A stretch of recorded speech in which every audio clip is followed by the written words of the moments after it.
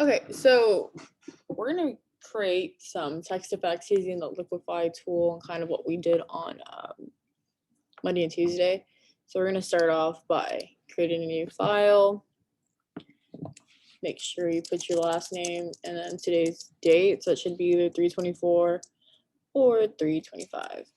Okay, for your width and height, I'm gonna go ahead and reduce this a bit to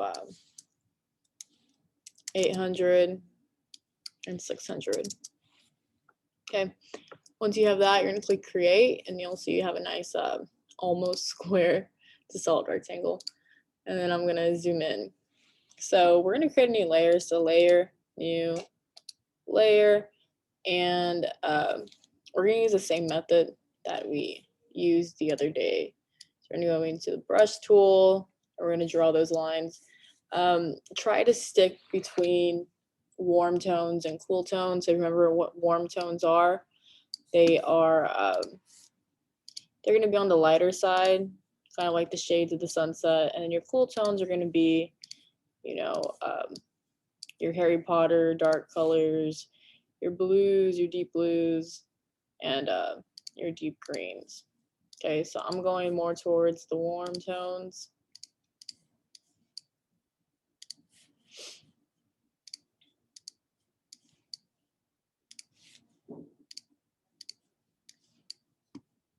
Again, your lines don't have to be straight because you're about to mess everything up.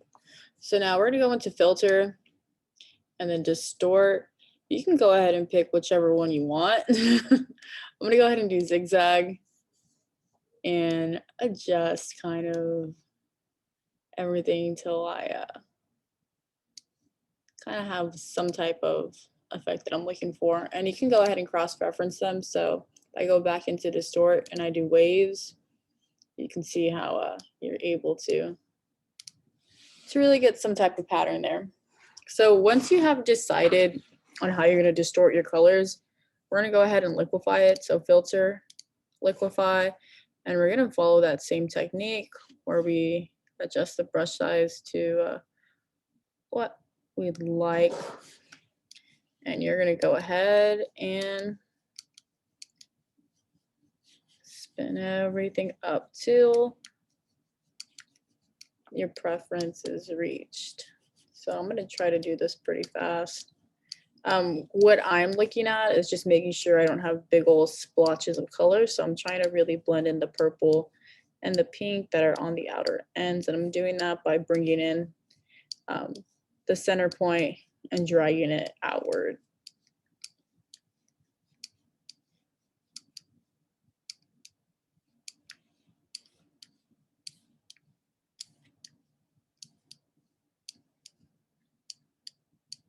Okay, I'm going to click OK.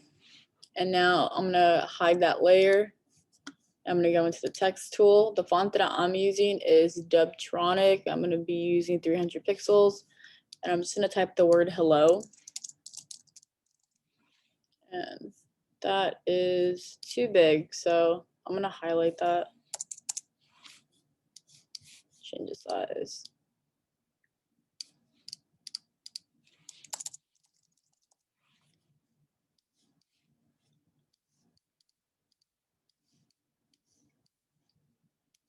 Let me do like 180. Okay. And so then I'm going to select all of the black letters. So I'm going to click on the H. I'm in the magic wand tool. If you didn't see that, I'm in the magic wand. I'm going to click the H, hold down the shift button, click the E, the L, and the O.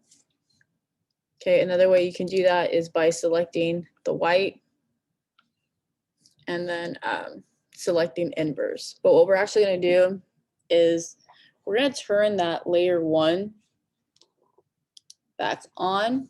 And then what we're going to do is go back into layer 1.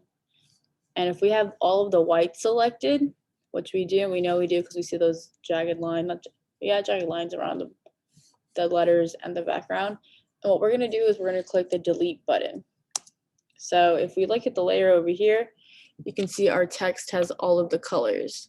Okay, so what we're going to do is we're going to hide that hello layer. And now we have our pretty little pattern here. So now one more step that we're going to do is we're going to go into filter and then liquify. And I'm going to adjust my brush size a little bit. And I'm going to start dragging this as if it's like a melting popsicle. I don't really like the last two that I did, but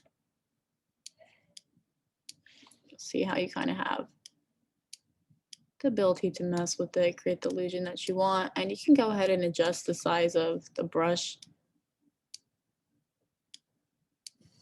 as needed. If you get real creative, you can create some flames.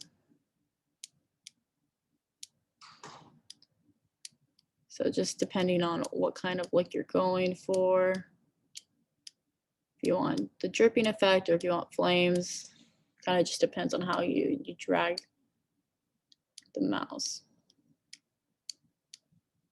So if I go on a curve like this, you'll see that I'm kind of making flames, right?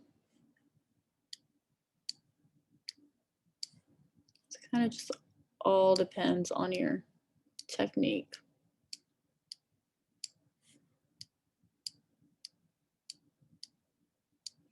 And again, if you don't like what you did, you can always go back and click the reset button.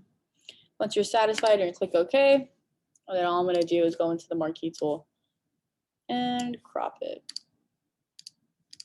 And then there you go. That's the assignment for today.